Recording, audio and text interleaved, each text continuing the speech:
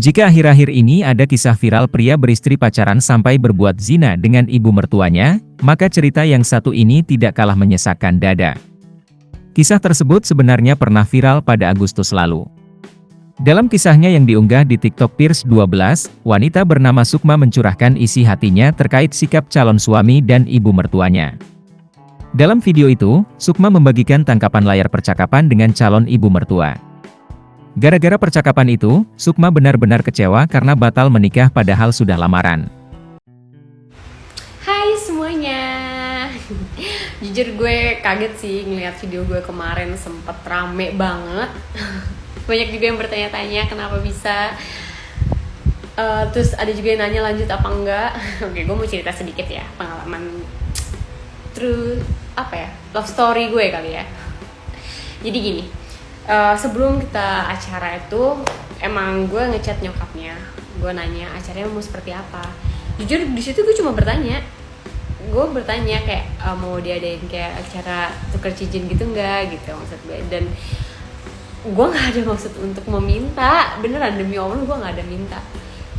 Tapi gue kaget sih sama jawaban nyokapnya yang kayak wah kayaknya ini mau dibikin wah segala macam. Jujur gue nggak ada niat kayak acara itu mau dibikin wah, dan gue juga nggak ada niat minta. Kalaupun emang gue mau bikin acara wah, atau itu pure uang gue semua, demi Allah gue nggak ada minta uang anaknya dia, bahkan uang dia juga nggak ada, gue nggak minta. Itu gue cuma konfirmasi aja sih biar nggak miskomunikasi pas keluarga si cowok datang ke tempat gue gitu maksud gue. Terus akhirnya dia ngomong kayak gitu, kayak nyerah lah, pusing lah untuk mikirin bawaan seserahan ke gue gitu. Hello, gini, namanya cowok mau ngelamar cewek pasti butuh effort gak sih gitu. Ya kalau untuk bawa-bawaan atau seserahan itu emang udah tanggung jawab laki gak sih? Iya gak sih? Kenapa harus melontarkan bahasa seperti itu? Ya oke, gue tahu mungkin emang pusing. Ya kalau nggak mau pusing mendingan nggak usah kayak gitu. Ya nggak sih gitu, maksud gue nggak habis pikir aja kenapa harus bahasanya seperti itu. Kalaupun emang dia nggak bisa atau nggak mampu ya udah ngomongnya baik-baik, jangan kayak gitu. Terus emang dari awal juga gue nggak minta gitu kan. Udah akhirnya gue sakit hati sih jujur sama chat itu, tapi gue pendem. Gue nggak ada ngomong sama nyokap bokap gue nggak ada cerita sama siapapun, gue pendem.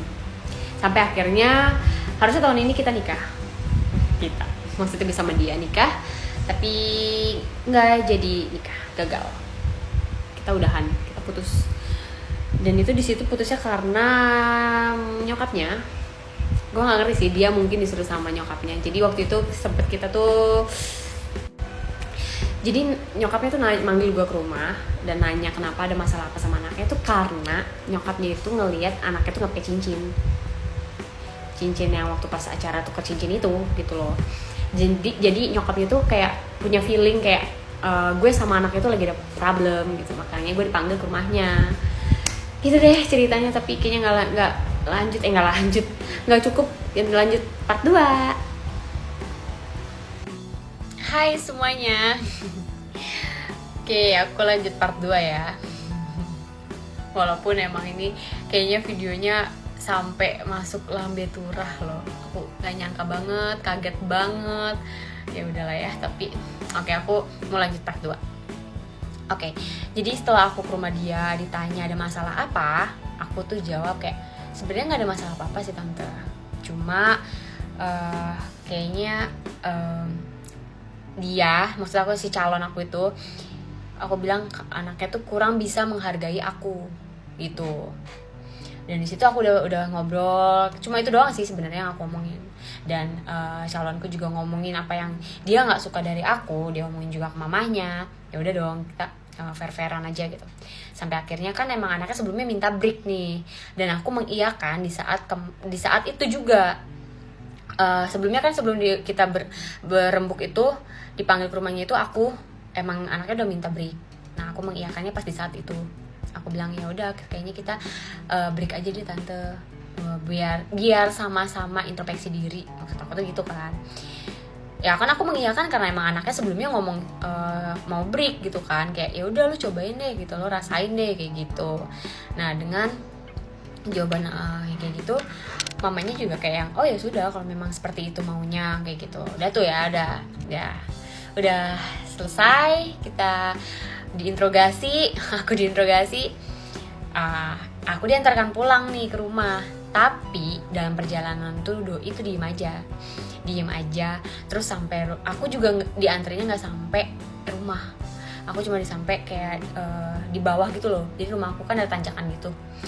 Nah aku di bawahnya itu dikit sih tanjakannya gitu. Tapi intinya nggak nyampe depan pintu rumah. Dan orang tua aku kan tahu nih aku dipanggil ke rumah dia untuk diinterogasi sama orang tuanya. Dan mamaku nanya, kok nggak mampir? Kenapa? Kok kayak gitu mulanginnya? Namanya orang tua mungkin kayak ya kok kayak gini gitu. Mamaku bilang gini, mintanya baik-baik, kenapa mulanginnya kayak gini? Mama kecewa. Mamaku bilang kayak gitu. Nah terus kayak ya udahlah gitu kan, akhirnya aku nelpon lah tuh calonku itu. Aku telepon, aku bilang mama gini. Di situ aku emosi, jujur aku emosi banget di telepon itu. Nah sampai akhirnya aku tanya mau lu tuh apa gitu kan. Dia tuh jawabnya kayak nggak tahu deh nanti gue belum nemu apa gimana gitu. Intinya tuh dia jawabnya nggak tahu mau dia apa. Nah udah tuh akhirnya dari setelah malam itu terakhir nelpon itu aku ke dia, sampai beberapa hari ya dia nggak ada kabar, ngilang gitu aja. Dan besoknya mamanya langsung WA aku yang dengan kata-kata sudah cukup ya, jangan jadikan anak saya pelampiasan kemarahanmu bla bla bla. Itu aku kaget banget. Oke, lanjut lagi nih ya, part 3 nih ya.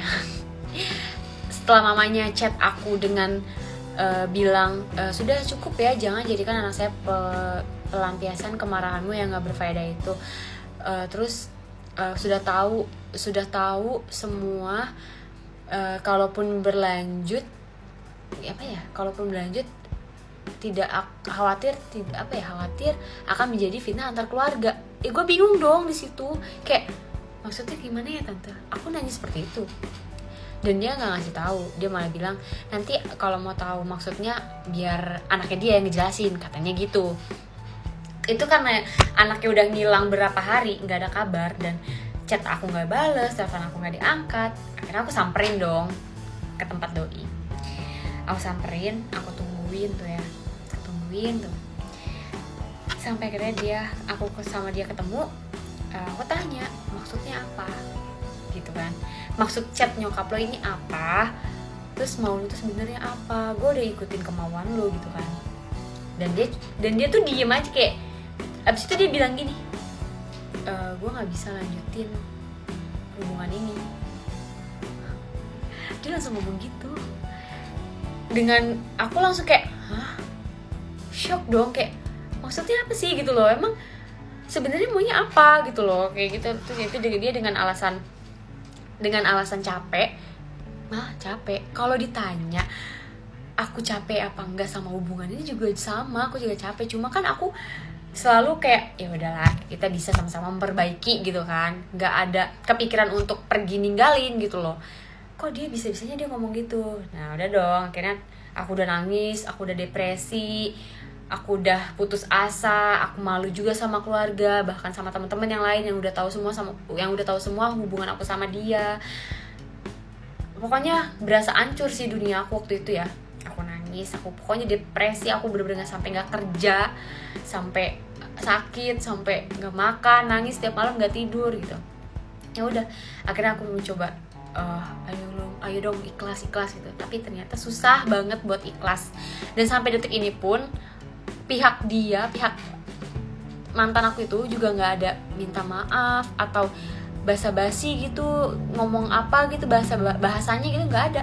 Malah aku hilang gitu aja sih, kayak di blok gitu kali ya, aku nggak ngerti sih, hilang gitu aja. Makanya aku kayak apa sih kok gini ya gitu. Makanya keluarga mereka mana mau tahu gitu dengan keadaan aku yang udah hampir gila gitu kan, udah putus asa.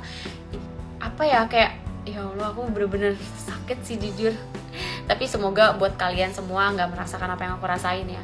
Ini cuma buat jadi pelajaran buat kalian sih.